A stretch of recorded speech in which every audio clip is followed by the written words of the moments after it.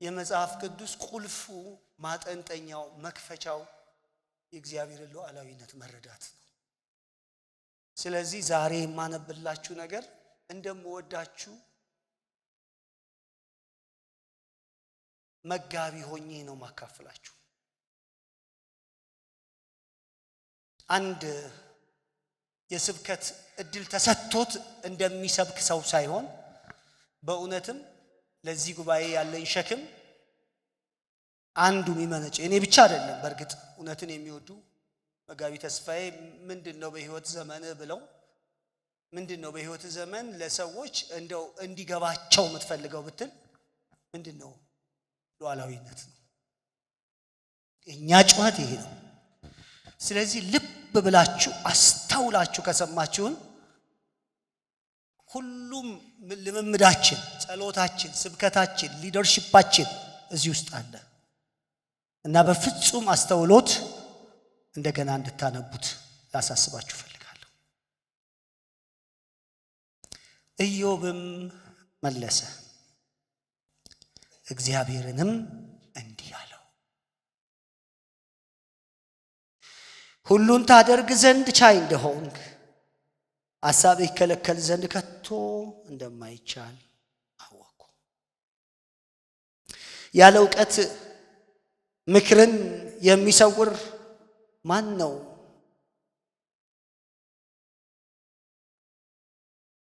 ብለኸኝ ያልነበር አይነት ጥያቄ፣ እንደዚህ ብለኸኝ እንደዚህ ጠይቀኝ ያልነበር። ስለዚህ እኔ የማላቀው የማላስተውለውን የማላቀውንም ድንቅ ነገር ተናግሬያለሁ። እባክህ ስማኝ፣ እኔም ልናገር ጠይቀህም አለው፣ አንተም ተናገረኝ ብለኸኝ ነበር። መስማትስ በጆሮዬ በመስማት ሰምቼ ነበር፣ አሁን ግን ዓይኔ አየች። ስለዚህ ራሴን እንቃለሁ፣ በአፈርና በአመድ ላይ ተቀምጬ እጸጸታለሁ። እኔ ርዕስ ሰጠሁት እንዲህ ብዬ፣ የማይታጠፈው መለኮታዊ ምክር። የማይታጠፍ ሊቀለበስ የማይችል ጣልቃ የማይገባበት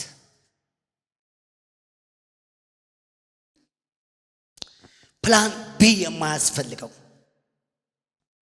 ፕላን ኤ ብቻ ያለው ሊቀለበስ የማይችል ምን? የመለኮት ምክር፣ የመለኮት ሐሳብ። ኢዮብ ለእኛ እንግዳ አይደለም፣ ይታወቃል። መጽሐፉ እንደምታውቁት የሰው ልጅ በምድር ላይ ሊቀበለው የሚችለውን የመከራ ጥግ ያሳየ መጽሐፍ ነው አይደል? በሰው ልጅ ታሪክ ሰው እንዲህ ያለ መከራ ሊደርስበት ይችላል ብላችሁ የማታስቡትን መከራ ሁሉ ያስተናገደ መጽሐፍ ነው። እሱ ብቻ አይደለም፣ ለእግዚአብሔር በሚቀርቡ ጥያቄዎች የተሞላ መጽሐፍ ነው። እያንዳንዱን ምዕራፍ ስትሻገሩ ለምን ትላላችሁ? ሌላኛው ሰው ደግሞ እንዲህ ስለሆነ ነው ብሎ ያስረዳል። ለምን ለምን ለምን ለምን ይላል ኢዮብ። ጓደኞቹ ደግሞ ስለዚህ ይሉታል። መርምር ጠይቅ ይሉታል። ተመልከቱ እንግዲህ ለረጅም ምዕራፍ ኢዮብ ሲከራከር፣ ጓደኞቹ ሲመልሱለት፣ ሲጠይቅ፣ ሲመራመር ከቆየ በኋላ ነው እንግዲህ እግዚአብሔር መጣ፣ ተገለጠ አይደል? በመጨረሻዎቹ ምዕራፍ የምናገኘው ይዛ ነው። እግዚአብሔር አወራ። ካወራ በኋላ ኢዮብ ለማን ማውራት ጀመረ? ለእግዚአብሔር። እና ኢዮብ ያወራው ነገር እንደው በአጭር ቃል እናስቀምጥ ከተባለ ይህ ኢዮብ ያወራ እውነት የክርስትና ሕይወታችንና እምነታችን መሰረት ነው። ምክንያቱም ያነሳው ስለ እግዚአብሔር ሉዓላዊነት ነው። ስለ ሉዓላዊነቱ ስላነሳ ስለዚህ ምክንያት ክርስትናችሁ የቱ ላይ ነው የቆመው? የቱ ነው የተመሰረተው ከተባልን ምኑ ላይ ነው የተመሰረተው? ሉዓላዊነቱ። ከኔ ጋር ሁኑ። ምኑ ላይ መልሱልኝ? ሉዓላዊነቱ። ሁለት ትልልቅ ዕውቀቶች ያንጸባርቃል። ዛሬ ስገባ ወደዚህ ጉባኤ ወንድማችን አሻግሪ ታውቁታላችሁ። አሻግሪ ሲቆም ደስ ብሎት ደስታውን አጋባብኝ እና በኋላም በምስጋና እንጸልያለን። እዚህ ቸርች ፒኤችዲ እየበዛብን ነው። ፒኤችዲ ጨረስኩ እኮ አለኝ። ደስ ይላል። በቃ ፒኤችዲ ጨረስኩ እኮ። ጌታ ይባርክ። ተቀመጥ። ኢዮብ እንደዛ ሚል ይመስለኛል። ተመረኩ። የኢዮብ ፒኤችዲ በሁለት ጥናቶች ላይ የተመሰረቱ ናቸው። የኢዮብ ፒኤችዲ ቀለም ትምህርት ቤት ግን አይደለም።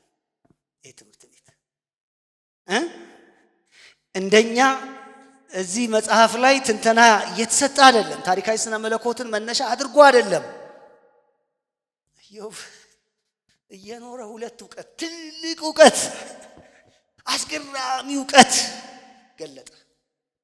እግዚአብሔርን ሁሉን ቻይነት ምንነቱንና ሁሉን ቻይ እንደሆንክ አይደለም፣ ሁሉን ታደርግ ዘንድ ምን ቻይ አምላክ አወቅኩ። ምንም ነገር ሳይሆንለት ደስታው እጥፍ ድርብ የሆነ ይመስለኛል። መጨረሻ ላይ ያገኘውን ዕውቀት በዚህ ቃል ነው የሚደመደመው። የእግዚአብሔርን ሁሉን ቻይነት መረዳት። ቀጥሎ ሁለተኛ ዕውቀት ይገልጣል።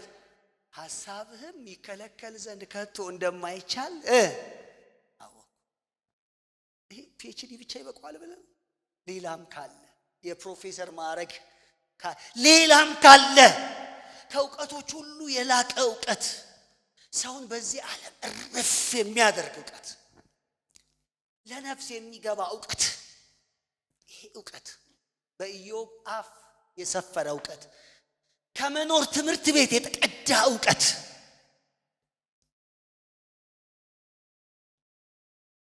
በሰው ልጅ ይደርሳል ተብሎ በማይታሰብ ስቃይ ውስጥ ታልፎ የተቀዳ ዕውቀት፣ እንዲህ የማይባል ዕውቀት።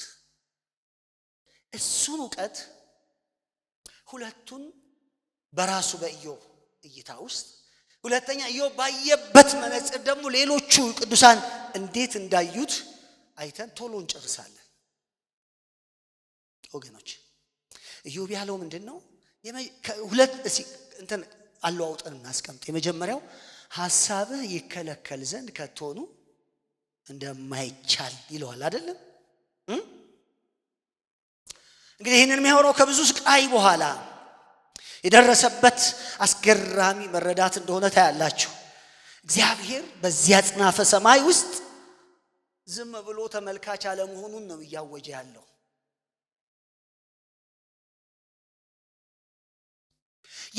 የሆኑ ተዋናዮች ሲተውኑ ጸጥ ብሎ የተቀመጠ አምላክ አይደለም ለኢዮብ እግዚአብሔር። እያንዳንዷ ኩነት ውስጥ አለበት እግዚአብሔር። የሌለበት ያልከወነው ያላሰበው የተፈጠረ እሱም እኛም እንግዳ የሆነበት ጉዳይ እዚህ ዓለም ላይ የለም። ኢዮብ እሱን ይላል። እቅድ ነው ይለናል። ስለዚህ ሁሉ ነገር እንደ ፈቃዱ ነው የሆነው። ስቃዩ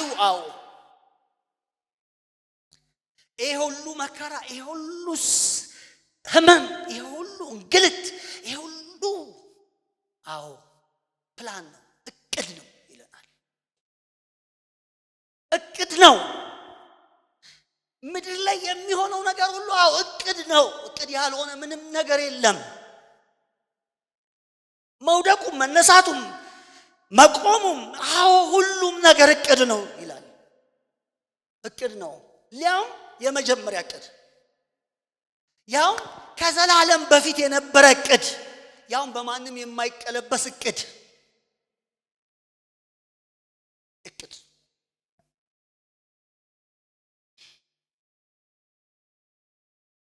እግዚአብሔር ያቀደውን በሰይጣን ጥቃት፣ በሰው ክፋት፣ በተፈጥሮ አደጋ ሊቀለበስ አይችልም። እቅድ ነው። እኛ ይህንን ህንፃ ስንሰራ ውላለን። ውላችን ውስጥ አንደኛው የሚገባው ምንድነው? ከእኛ ቁጥጥር ውጪ የሆኑ አደጋዎች ቢፈጠሩ ይህ ውል የጸና አይሆንም ይላል። ለምሳሌ የምድር የምትንቀጠቀጥና ገንዘባችሁ አለ ማለት ነው እዚህ። እግዚአብሔር ጋር ግን የለም እንደዚህ። የተፈጥሮ አደጋ ቢመጣ፣ ሰዎች ኃያላን ሆነው ቢነሱ፣ ክፋት ቢሰለጥኑ፣ ሰይጣን የፈለገውን ቢራቀቅ፣ እቅድ ነው። እቅድ አይለወጥም። እቅድ ሊቀለበስ አይችልም። ሐሳብ ይከለከል ዘንድ ከቶ እንደማይቻል ይህንን የተረዳሁት። የማይቀለበስ እቅድ አለ ይላል። ሁለተኛው እግዚአብሔር እቅዱ የማይቀለበስ ብቻ ሳይሆን ሁለተኛውን ደግሞ ያነሳል። ሁሉን ታደርግ ዘንድ ያለው አይደል? ችሎታውን፣ አቅሙን፣ ብርታቱን ያነሳል።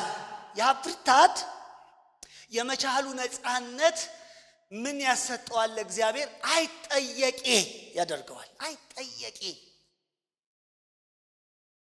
ሰው እግዚአብሔርን ሁሉን ቻይ ካለ በገዛ አፉ አንድ ነገር እየመሰከረ ነው። እኔ እግዚአብሔርን መጠየቅ አልችልም እያለ ነው። የመጠየቅ መብት የሚባል ነገር የለም። ኃይልም ልዕልናም የእርሱ ብቻ ናቸው ብሎ ነው የሚያውጀው። ማንም መጠየቅ አይችልም እግዚአብሔርን።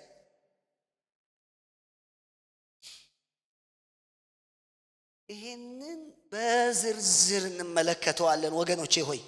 ምክንያቱም የእግዚአብሔር ሁሉን ቻይነት፣ እግዚአብሔር እቅዱን የሚያስፈጽምበት አቅሙ ብቻ ሳይሆን የእሱ ደግሞ ምንነት ነው? አይጠየቂነት ነው ያወራው። በፊት ኢዮብ እረዳዋለሁ የሚለው የእግዚአብሔርን ሁሉን ቻይነት በጣም በመጽሐፍ ውስጥ ደጋግሞ አንስቶታል። አሁን የተረዳው የእግዚአብሔር ሁሉን ቻይነት ግን ሌላ ነው እንጂ ሁሉን የሚችል አምላክ እንዲህ አድርጎኝ እያለ ስለ ፍርዱ፣ ስለ ብያኔው እያወራ መጥቷል። ምናልባት ከ20 እና 30 ጊዜ በላይ ይህንን ስም ጠቅሶታል። አሁን ግን በሕይወት የገባው ይሄ እግዚአብሔር ሁሉን ቻይነት የማይጠየቅ ሁሉን ቻይነት እንደሆነ ነው የተረዳው። እንዴት? ጌታ ይመስገን። አሜን። ሁለት የመጽሐፍ ቅዱስ ክፍሎች በጥቂቱ ብናይ ከዚህ አንፃር ደስ ይለኛል። ኢዮብ ከተናገረበት ምንድነው ሐሳብ ጋር አብሮ በጣም ተጎዳኝቶ የሚሄድ አንደኛው መዝሙረ ዳዊት ምዕራፍ 119 ቁጥር 75 ላይ የተቀመጠ የእግዚአብሔር ምክር ነው። አቤቱ ይላል ዘማሪው፣ አቤቱ ፍርድ ጽድቅ እንደሆነች በእውነትም እንዳስቸገርከኝ አወቅኩ። አቤቱ ፍርድ ጽድቅ እንደሆነች ይላል። እያንዳንዱ ብያኔ የጽድቅ ብያኔ እንደሆነ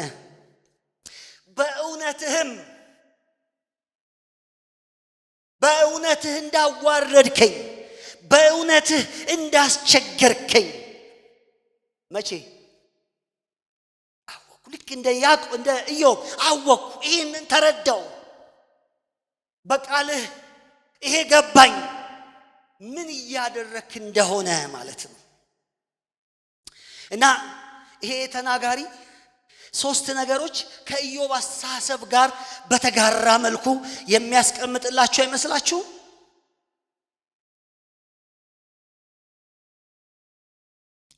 ልክ ኢዮብ ሐሳብ አይከለከልም ሲል የእግዚአብሔር ሐሳብ እዚህ ውስጥ እንደተቀመጠው ምንንም ይጨምራል ማለት ነው። መከራ ይጨምራል። መከራ ይጨምራል። እግዚአብሔር ሐሳብ ውስጥ መከራ አለ። በዘላለም እቅድ ውስጥ ፕሮግራም ውስጥ ምን አለ?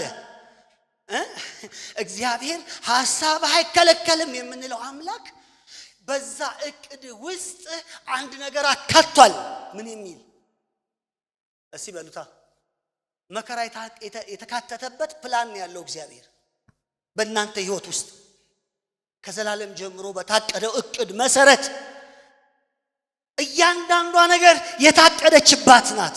እሱን ነው ሐሳብህ አይከለከልም ያለው። ይሄም ሰው እንደዛ ነው። ይሄም ዘማሪ የሚያነሳው ነገር ይሄ ነው። መከራ በአንዳንድ ጊዜ በህይወታችን ውስጥ የሆነ በአጋጣሚ የሆኑ ነገሮች ድምር ውጤቶች አድርገን ልንወስድ እንችላለን። አንዳንድ ጊዜ ብሌም የምናደርጋቸው የምንኮንናቸው የምንጠቅሳቸው ለምን ከምንለው አስተሳሰብ መንጭቶ የምጣታችን የምንጠቁምባቸው አካላቶች አሉ። ዝም ብሎ የሚፈስ የእግዚአብሔር ምክር በገዛ ዘመናችን ውስጥ እየተፈጸመ እንደማይሆኑ ለማወቅ ትዕግስት አይኖረንም። እንደዛ አስባለሁ ወገኖች። ይሆንልን ሁሉን ነገር እኛ ራሳችን ብንቆጣጠር ቀመራዊ ስሌቶቻችን ሁሉ ገጥመው ቢሳኩልን ደስ ይሉናል። ግን የፈለጋችሁትን ያልቀምሩ፣ የፈለጋችሁትን አውጠንጥኑ፣ የፈለጋችሁትን ያልተዘጋጁ፣ የፈለጋችሁትን ያልምሽጋችሁን አበጁ። ግን አንድ ማወቅ ያለባችሁ ነገር የእግዚአብሔር እቅድ የተካተተበት ነገር ሁሉ በህይወታችን ውስጥ ይፈጸማል። አሜን። አዎ። እና መዝሙረኛው በእውነት በታማኝነትህ እንዳስጨነከኝ ይላል። እግዚአብሔር ታማኝ ስለሆነ እየሰማችሁኝ ነው? ምን ስለሆነ? ታማኝ ስለሆነ። ታማኝ ስለሆነ ደግ ነገር ያደርጋል ማለት ነው። ታማኝ ስለሆነ መልካም ነገሮችን ብቻ ይፈጽማል ማለት ነው። እንደ መዝሙሮቻችን እንደዛ ሊያስቡ ይችላሉ አይደል? አይመስላችሁ? እግዚአብሔር በቃል ተስፋ የሰጠን ወገኖች ሆይ ደጉን ብቻ ሳይሆን ክፉንም በቃል እንደሰጠን ታውቃላችሁ። ልክ ነው። አሁን አያስኬድም ማለት ታማኝ ነው እግዚአብሔር ብዬ አፌን በሳቅ ሞላ ነው እንጂ መሆን ያለበት ታማኝ ነው እግዚአብሔር መከራዬን አበላኝ ብዬ ብዘምር ምን ስለሆነ? ታማኝ ስለሆነ። እግዚአብሔር ስላለ ታማኝ ነኝ ብሏል አይመስላችሁ? እግዚአብሔር ምንድነው? ታማኝ ያለውን ያደርጋል። ተመልከቱ፣ መጽሐፍ ቅዱሳችሁን እናንተው ራሳችሁ ገልጻችሁ ማየት ትችላላችሁ። ምሳሌ ምዕራፍ 3 ቁጥር 12 ላይ ምንድነው የሚለን የእግዚአብሔር ቃል? እግዚአብሔር ለቃሉ ታማኝ ስለሆነ ምንድነው የሚያደርገው? እስኪ በቃ እግዚአብሔር ታማኝ ስለሆነ የወደደውን እርሱን ምን ያደርገዋል? አረ በሉታ 3:12 ላይ እግዚአብሔር የወደደውን ይገስጻልና አባት የሚወደውን ልጁን እንደሚገስጽ። የዕብራይ ጸሐፊ ምን ይላል? ምዕራፍ 12 ላይ ይገርመኛል። ምዕራፍ 12 ቁጥር 5 ላይ ምንድነው የሚለው? ይሄንን እኮ ስለረሳችሁ ነው ይላል። ማለት እግዚአብሔር የሚወደውን ይገስጸዋል የሚለውን ምን ስላደረጋችሁ ነው? ስለረሳችሁ ነው። አሁን እናንተ ወደ ኋላ የመመለስ አዝማሚያ ያሳያችሁት፣ ለኃጢአት ዋጋ ለመክፈል በልባችሁ ያልቀናችሁት እግዚአብሔር በታማኝነት ስለራሱ የተናገረውን ነገር ምን ስላደረጋችሁ ነው? ስለረሳችሁ ነው። ምን ረሳችሁ? እግዚአብሔር በታማኝ መዝሙር እንደዛ ነው ያለው። አንተ ታማኝ ስለሆንክ ስለ እውነትህ አዋርደኸኛል። በታማኝነት ምክንያቱም በእቅድ ውስጥ ይሄ ተካቷል። ይሄ ነበረ። ይሄ እቅድ ውስጥ ስለነበረ በእቅድ መሰረት ነው እየሄድክ ያለኸው። ጌታ ይመስገን።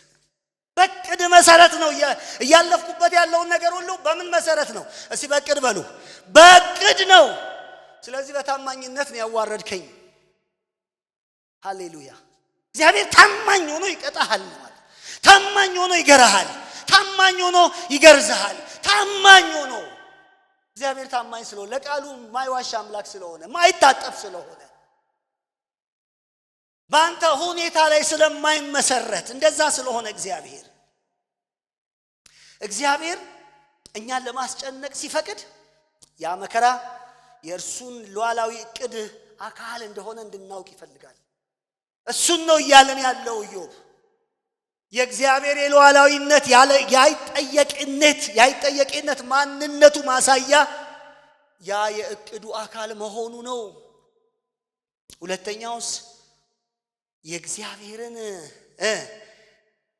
ሉዓላዊነትና ጽድቁንም ደግሞ ይሄ ክፍል ያሳየናል።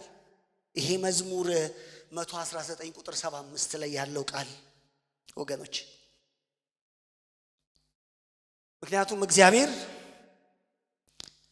ያሰበው ሐሳብ የማይከለከለው እሱ ስለበረታ ብቻ አይደለም ይለናል። ሐሳቡ ሁሉ ጊዜ ጽድቅ ስለሆነ ነው። ለምን እንደዚህ ሆነ ስለማይጠየቅ ሉዓላዊ ስለሆነ ነው። ሉዓላዊነቱ ውስጥ ደግሞ ምንም አለ፣ ጽድቁ አለች። በጽድቅህ ነው የሚለው ማለት በማንኛውም መስፈርት ማን ነው እንትና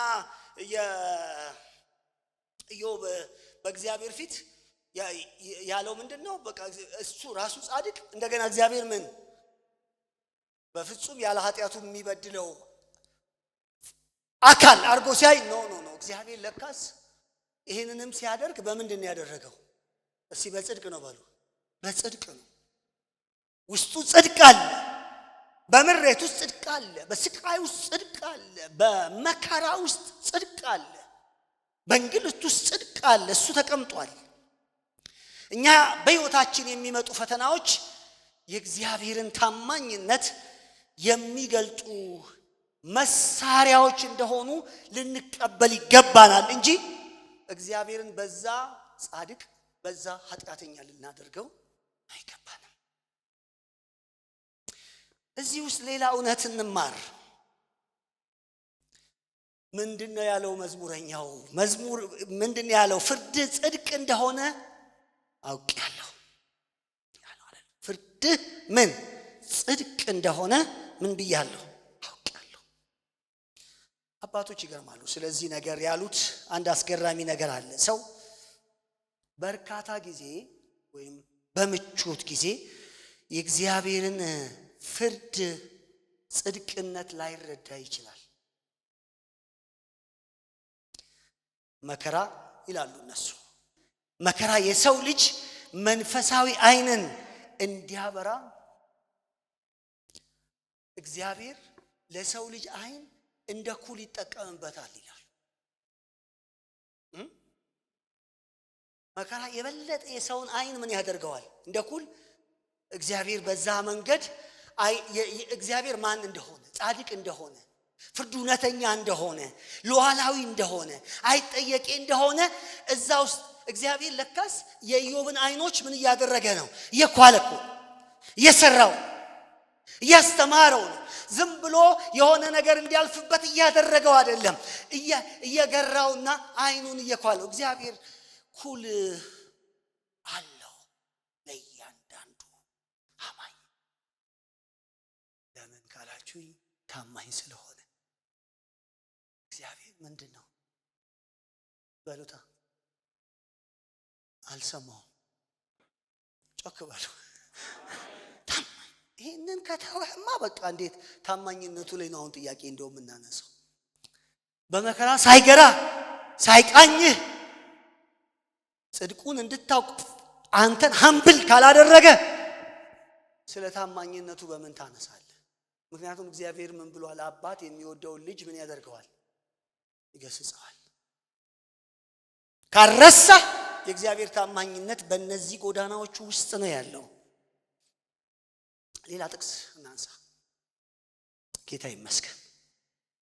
ሌላ ጥቅስ ከማንሳቴ በፊት አንድ የቤተክርስቲያን አባት የተናገረው ነገር ደስ ይለኛል። ይሄንን ቃል ይዞ ምንድነው ያለው? እግዚአብሔር እቅዱን ለማስፈጸም በሰውነታችን ውስጥ ያለውን ችግር ነቅሎ ለመጣል በሚያሳምም መቀሱ ሆዳችንን መሰንጠቁ አይቀሬ ነው። ይዘገንናል አይደል? ሆድ ሲቀደድ ይዘገንናል። የሚወለደው ነው ዋናው ጉዳይ እንጂ ሂደቱ ለኛ ላይገባን ይችላል። ጌታ ይመስገን። ሂደቱ፣ አካሄዱ፣ አሰራሩ ለኛ በፍጹም ላይገለጥልን ይችላል እንጂ መስመሩ ግን ይሄ ነው። ሁለተኛ ጥቅሴ መዝሙር 131 ቁጥር 1 ላይ የተቀመጠ ነው። ምክንያቱም ኢዮብ መጨረሻ ላይ የመጣው ወደ ፍጹም ትህትና ነው አይደለም? እንደውም ያለው ምንድነው? ተናገር ብለኸኛል አይደል አለ ኢዮብ። አዎ አልናገርም። ጌታ ይባረክ። አልናገርም። ተናገር ብለኸኛል፣ አልናገርም። እንደውም አፌን በአፈር ውስጥ ምን አደርጋለሁ? ጸጥ እላለሁ። ለምን? ይህንን ዮሐንስ አፈወርቅ ምን ብሎታል? በመኖር የተማሩ ሰዎች እንደ ኢዮብ በሕይወት የተማሩ ሰዎች አምልኳቸው ውስጥ ጩኸት የለም ይላል። እውነተኛ አምልኮ ውስጥ ስትገባ ምንድን ነው የምትለው? ዝም። ሰው በትክክል ማምለክ ሲጀምር ዝም። ለምን ትንሽ ተናግሬ ያለ እውቀት በሚነገር ቃል ብባልስ? እኛ እኮ እንደዛ ነው። ይኸውላችሁ በሕይወት ውስጥ ብዙ ጊዜ ለመመለስ ብዙ ምንጥራቸው ነገሮች የሉ። ለመመለስ የሆነ ነገር ሲሆን እንደዚህ ስለሆነ ነው፣ እንዲያ ስለሆነ ነው፣ እንዲህ ስለሆነ ነው፣ በዚህ ምክንያት ነው አይመስላችሁ? ጤነኛ ስትሆን ትርጉም አለ፣ በሽተኛ ስትሆን ትርጉም አለ፣ ከፍ ስትል ትርጉም አለ። እሱ ትርጉም በራሴ ነው፣ ትርጉም በእግዚአብሔር አይደለም። ምን ታውቃለህ? ሰው እንደዛ ነው የሚተረጉመው። መክብብ ላይ ባለፈው አንድ ቤት ሄደን ይሄንን ሐሳብ አንስተን አውርተናል። መክብብ ላይ ሰው ለምንድን ነው ድሃ የሚሆነው ይላል። ለምንድን ነው ባለጸጋ የሚሆነው? ለምንድን ነው የሚሞተው? መልስ የለም። መልስ ለዛሬ መልስ አትፈልግ። መልስ አንድ ይሁን። ይኸውልህ ለምን ከሚለው ጥያቄ ወጣና ማን እንደሆን ካንተን ምን አደረኩ? አንተ ለምንን ልትመልስ እዚህ የለህም። ያለኸው ለአንድ ነገር ነው። እግዚአብሔር ማን እንደሆነ ለማወቅ ነው። እዚህ የምትመጣው ለምን ይሄ ነገር እንደሆነብህ እንዲነገርህ ከሆነ የለም እንደሱ። ይሄ ዘመናዊው ልምምድ እሱን ሊነግራችሁ ይፈልግ ይሆናል፣ ይሞክራል። ልጄ አሴሩብሽ አይደል? እንዴ አሴሩብሽ የሚያደረገው እሱ ነው። ልንገርሽ ዛሬ ቁርጡን ዶሎትብሽ አይደል? እኔ ግን እንደ እነሱ ሲዶሉት እሱ ሲያፈርስ እንደዚህ አይነት አምላክ አናውቅም። ሁሉን ታደርግ ዘንድ ቻይ እንደሆነ በሁሉም ውስጥ ያለ ነው።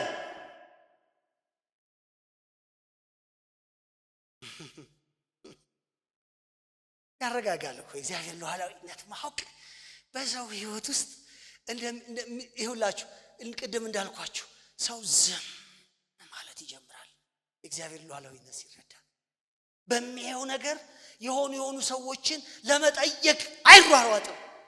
መዝሙሮቻችን እኮ ፈውስ የሚፈልጉ መዝሙሮች ናቸው። ምክንያቱም ሰውን ጠላት፣ ጎረቤትን ጠላት፣ እንትንን ጠላት አይደል? ከዛ ቀልባሽ ደግሞ አለ። ቀልባሽ እግዚአብሔር ቀልባሽ። አረ በኢየሱስ ስም እግዚአብሔር አይናቸውን ይክፈት። እግዚአብሔር በፕላን ቢ የሚመራ እንዲያደርጉብህ እንዲያደርግብሃለሁ እያለ በፕላን ቢ የሚመራ አምላክ ነው እንዴ የምናመልከው?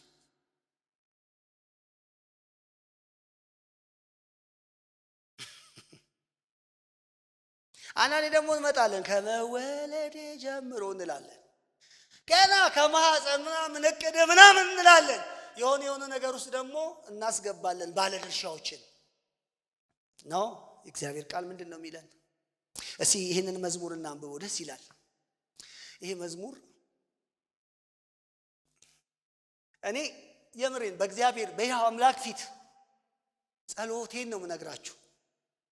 አሁን ይሄ ገብቶሃል ብባል ሳልዋሻችሁ በቅንነት አልገባኝም፣ አትፈርዱብኝም። ቢገባኝ ሌላ ሰው ነበርኩ። በጣም የተረጋጋ ሰው ነው የምትሆኑት ይሄ ቃል ሲገባችሁ።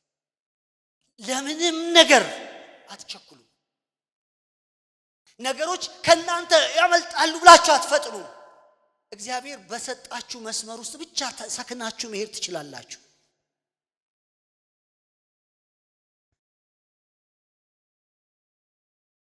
ብዙ ሰው እንባቆም ነው እኮ አይደል? እኔ ስጮህ ለምንድነው ዘመማት? ለምንድነው ማትመልሰው? እግዚአብሔር ሆይ እዚህም ሰው ቸርች ይመጣና ለምን እምትያለሽ? ሁለተኛ ለምን እንዳትይ። ዛሬ እግዚአብሔር እንደዚህ ነው። ሁለተኛ ለምን እንዳትል ማነህ በል እንጂ ለምን አገባህ አንተ? ለማወቅ ማን ነው መብቶ የሰጠህ አንተ? ለምን እንደሆነ ለኢዮብ ራሱ መጥቶ እግዚአብሔር ነገረው። ይኸውልህ እኔና ሰይጣን እንደዚህ ተነጋግረን አለው። ተገልጦለታል። መጥቷል እኮ በመልአክ አይደለም የመጣው፣ በነቢይ አይደለም የመጣው፣ ራሱ ነው የመጣው። ፊት ለፊት ነው። እስኪ በል መልስ ብሎ ነው ያለው። ግን ኢዮብ እግዚአብሔር ለማስረዳት ሲታገል ታያላችሁ። ለኢዮብ ይኸውልህ ኢዮብ ምን መሰለ፣ እኔ እኮ በአንተ ስለምተማመን ባለው ያውቀዋል። ኢዮብ የኢዮብን መጽሐፍ የጻፉ ሰዎች ነው የሚያውቁት። ኢዮብ አያውቀውም። እነሱም የማያውቁት አለ። እኛ ዛሬ እንደምናነበው አያውቁትም።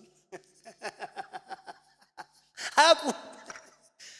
መጽሐፍ ቅዱስ ውስጥ ይኸውላችሁ ሰዎች እንዴት እንደተሰሩ ታውቃላችሁ? እንዳያውቁ ሆነው ነው የተሰሩት። እግዚአብሔርን ብቻ እንዲያውቁ ሆነው ነው የተሰሩት። የመጽሐፍ ቅዱስ ቅኝቱ እሱ ነው።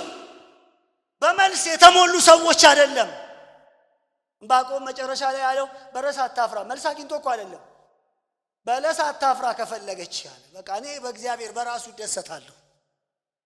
ፕላን ውስጥ ባለው ነገር ሁሉ በእግዚአብሔር እቅድ፣ ምክንያቱም እቅዱ የጽድቅ እቅድ ስለሆነ፣ መልካም እቅድ ስለሆነ፣ ከፍጹማዊ ማንነቱ የመነጨ እቅድ ስለሆነ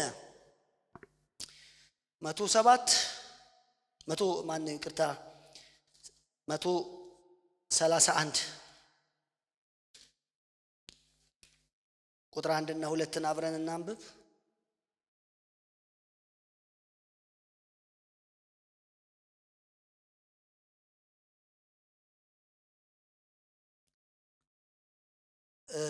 በአዲሱ መደበኛ ትርጉም ሲሆን 138 ማለት ነው። ይቅርታ 131 እዛው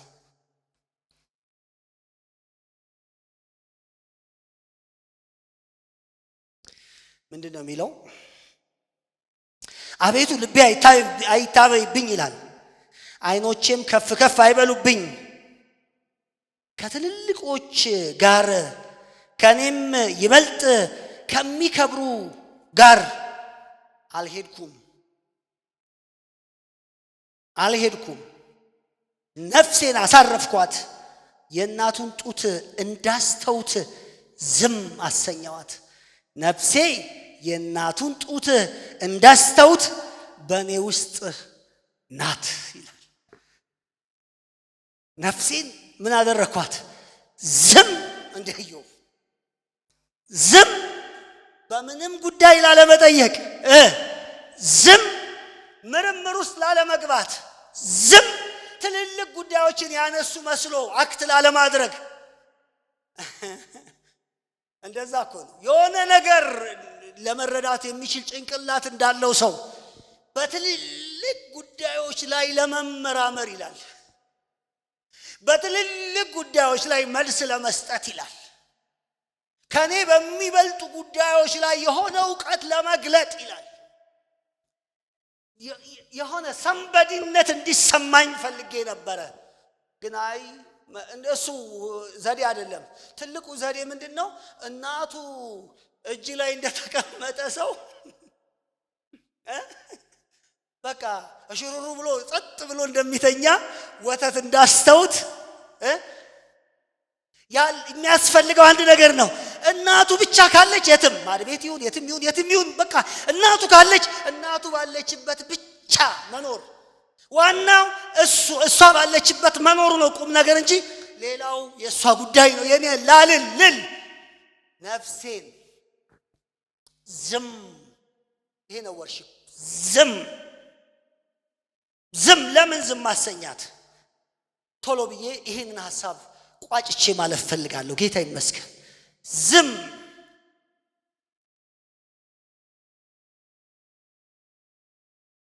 ለምን ይመስላችኋል? ጌታ ይመስገን። ልክ አወኩ ስላለ እኮ ነው ኢዮብ ልክ አወኩ እንዳለ እንደዛው ነው ማለት ነው። እግዚአብሔር ሉዓላዊ ከሆነና ሐሳቡ የማይከለከል ከሆነ የሰው ልጅ ድርሻ ጥያቄ ማሽጎድጎድ ሳይሆን በትህትና መገዛት ብቻ ነው አማራጭ። ጥያቄ ማሽጎድጎድ አትችልም፣ ተገዛ። ኢዮብ ያለው እንደዛ ነው። ገዛለው፣ ጥያቄ አላሽጎደጉድም ነፍሴን አለ። ይሄ ዘማሪው ደግሞ የእናቱን ጡት ዝም እንዳስባሉት ምን አደረኳት? ዝም አስባልኳት ይላል። ጌታ ይመስገን። ምክንያቱም የእግዚአብሔርን ምስጢራዊ አሰራር ለመረዳት ከመታገል ይልቅ ሉዓላዊነቱን መቀበል አይሻልም? ሰው መርምሮ መልስ ለማግኘት ቢጥር ትፈነዳለህ እንጂ ማወቅ የምትችል ይመስልሃል? ወይ ትክዳለህ እንጂ ማወቅ የምትችል ይመስልሃል? ለምንድን ነው ሰው መመርመር የሚፈልገው? በዚህ መጽሐፍ በዚህ ክፍል መሰረት ሰው ትዕቢተኛ ስለሆነ ነው። ሰው በልቡ ውስጥ ትዕቢት አለ። ማወቅ ይገባኛል ይላል። ራይት አለኝ ይላል። የመጠየቅ መብት አለኝ ይላል። ሰው መመርመር ይፈልጋል። ለምን እንደዚህ እንደሆነ የማወቅ ዝንባሌ ያለው ሰው። ትዕቢት መቼ ነው የሚያቆመው ካላችሁ ወገኖች፣ ትዕቢት የሚያቆመው መጠየቅ ያቆመ ቀን ነው።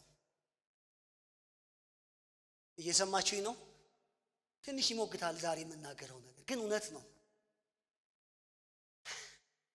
መጠየቅ ያቆማችሁ ቀን ትዕቢታችሁን አራግፋችሁ እየጣላችሁ ነው። እንደሚያውቅ ሰውም መናገራችሁን ያቆማችሁ ቀን። የኢዮብ ጓደኞች እኮ ትሁት የሚመስሉ ፍጹም ትዕቢተኞች እኮ ናቸው። ልጆች በድለውስ ቢሆን ምናምን ብለው ልክ ደግሞ እግዚአብሔርን የቆሎ ጓደኛቸው ምናምን አርገው እኮ ነው ደግሞ የሚያስቀምጡት። ይኸው በሌሊት በህልም አየሁ፣ ከዛ ድምፅ ነበረ፣ ከዛ እንዲህ ነበረ። የሚገልጹት ነገር ሞጋች እኮ ነው። እግዚአብሔር ማን ነው መልስ ስጥልኝ ያለክ? ሲጀመር ለኔ መልስ ስጥልኝ፣ አስረዳልኝ፣ ይሄ የሆነው በዚህ ምክንያት ነው በልልኝ ብሏቸዋል?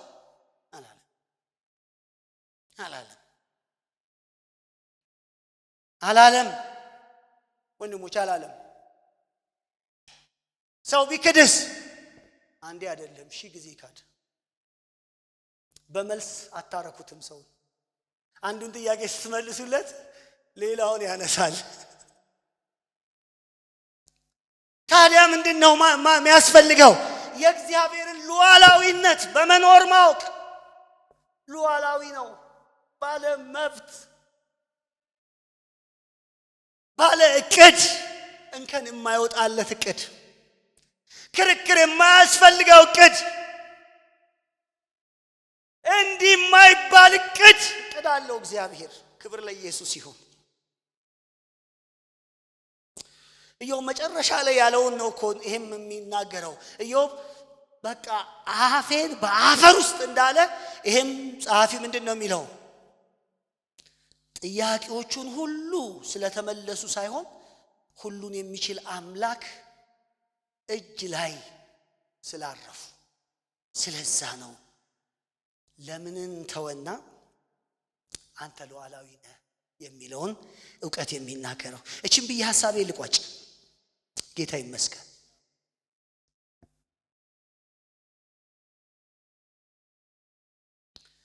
ኢዮብ እስካሁን ድረስ የሚናገረውን የነበረውን ቃል በአንድ ቃል ተጠቅሟል አይደል?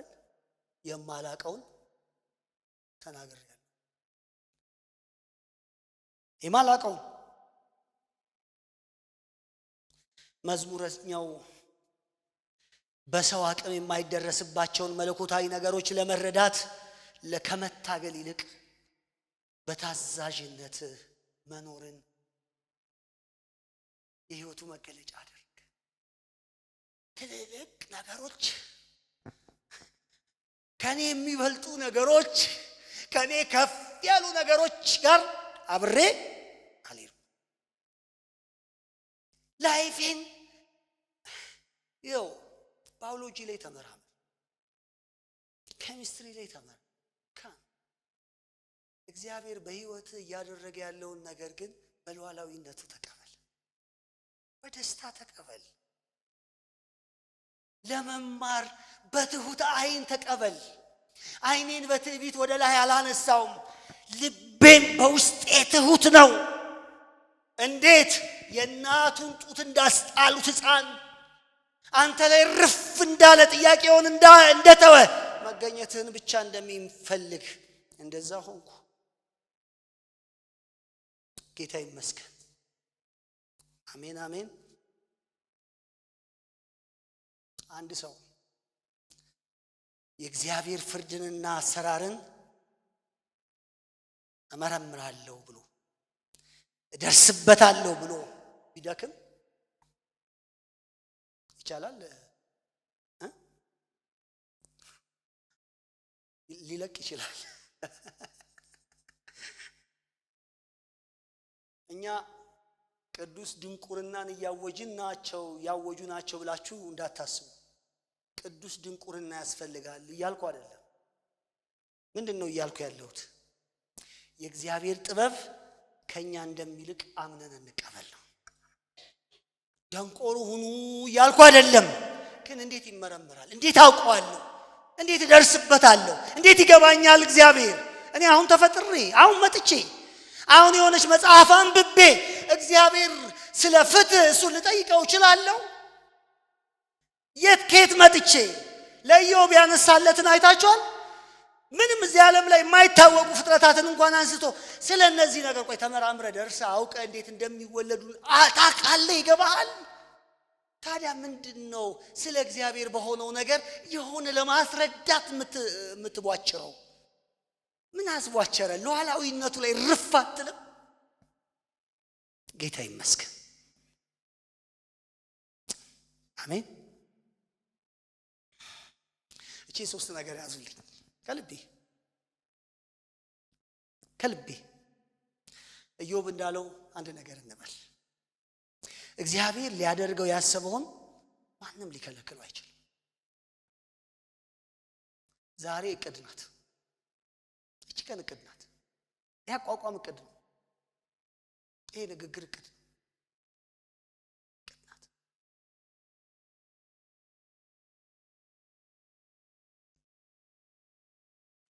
ይሄ ለዓለም በጣም የሚያስፈራ ጉዳይ ነው። ምክንያቱም ዓለም ሁሉን መቆጣጠር ስለሚፈልግ ሁሉን መቆጣጠር ማወቅ ለሚፈልገው ዓለም ምንድነው? ያስተሳሰብ አስፈሪ ነው። ለምን?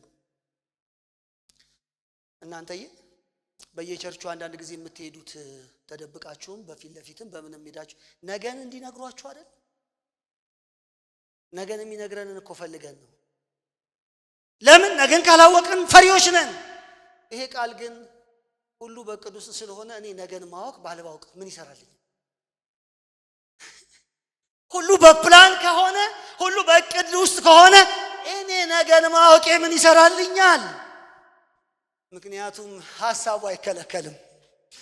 ልለውጠው በማልችለው ነገር ውስጥ ለማወቅ መጣር አይደለም፣ ማረፍ ነው የሚያስፈልገኝ።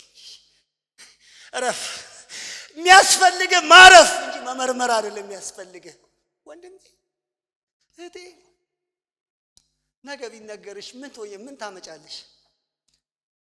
ነገ ትሞቻለሽ ብትባይ ይሄንን እቅድ ታስቀይሪያለሽ? እቅዱ የመሞት ከሆነ አስሪ አይቻልም። አሁን ከዚህ ሶርድ በሞት ከሆነ አንድ እቅድ እኮ ነው፣ የዘላለም እቅድ ነው፣ አለቀ። አሁን ነው በትክክል መኖር የሚያስፈልገኝ። ይሄ ለዓለም ሁሉን መቆጣጠር እፈልጋለሁ ለሚል ዓለም በጣም ይከብዳል።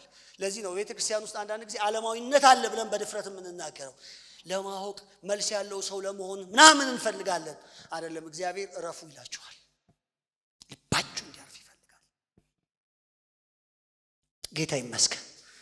ምክንያቱም የኛ ህይወት በድል ወይም በሰይጣን እጅ ሳይሆን ሐሳቡ በማይከለከለው በእግዚአብሔር እጅ ነው።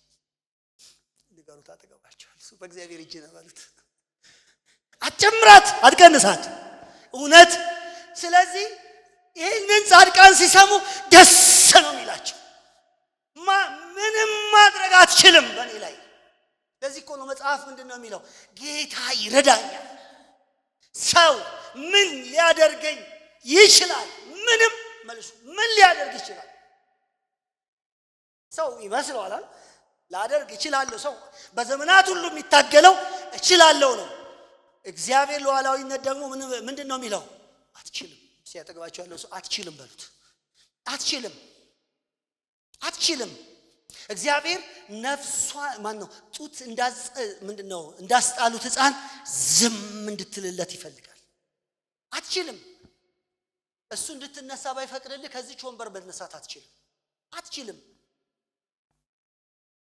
እንድታይ ባይፈቅድልህ አታያይተም። አሁን ያየኸው በሉዓላዊነቱ ነው።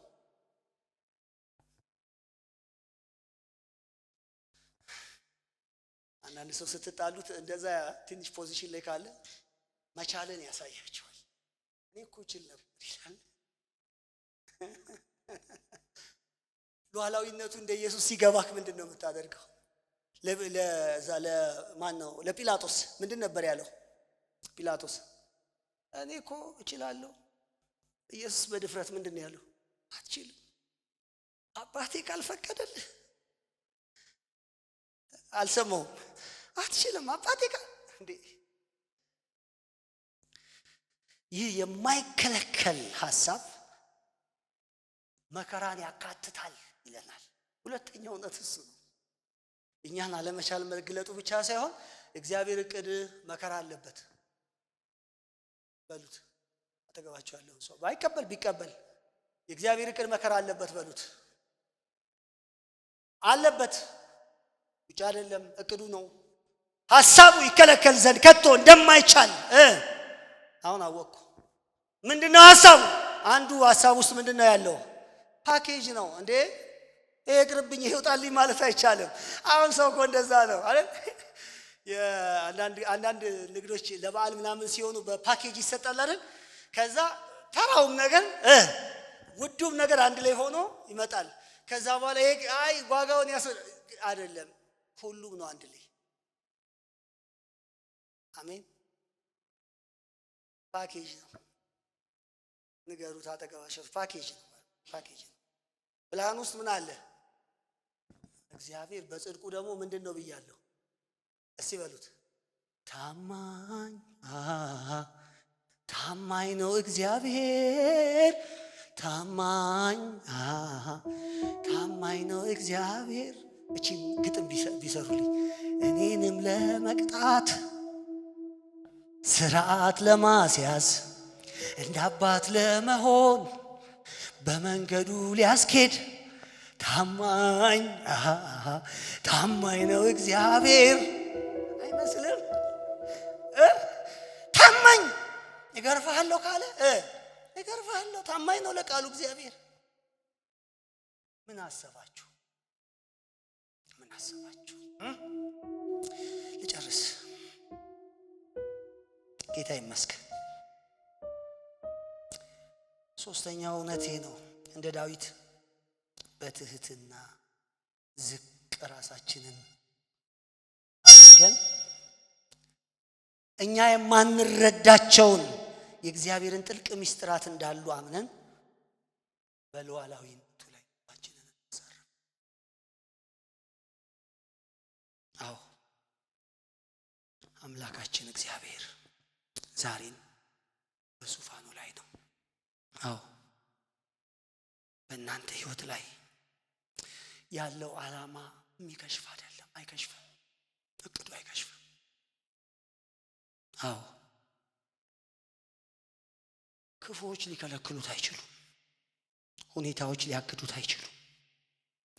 እርሱ የጀመረውን ያንን ዳር ያደርሰዋል። የኛ ድርሻ ታዲያ የኛ ድርሻ ሁሉን ታደርግ ዘንድ እንዲቻል አውቃለሁ ብሎ ሀምብል መሆን።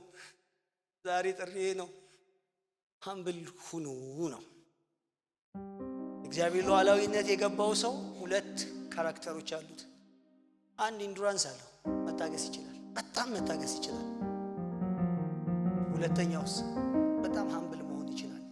ሁሉን እሱ እንዳደረገ ሳይሆን ማን እንዳደረገ እግዚአብሔር እንዳደረገ ያውቃል። የኛ አምላክ ፕላን ቢ የለውም። አጠገባቸው ያለውን ሰው እግዚአብሔር ፕላን ቢ የለውም በሉት። የለውም። በአንተ ህይወት ውስጥ ፕላን ቢ የለውም። ይሄ ቢከሽፍ ያ የሚለው የለውም። ሁሉም እዛ ውስጥ ነው ያለው፣ እዛ ውስጥ ተይዟል።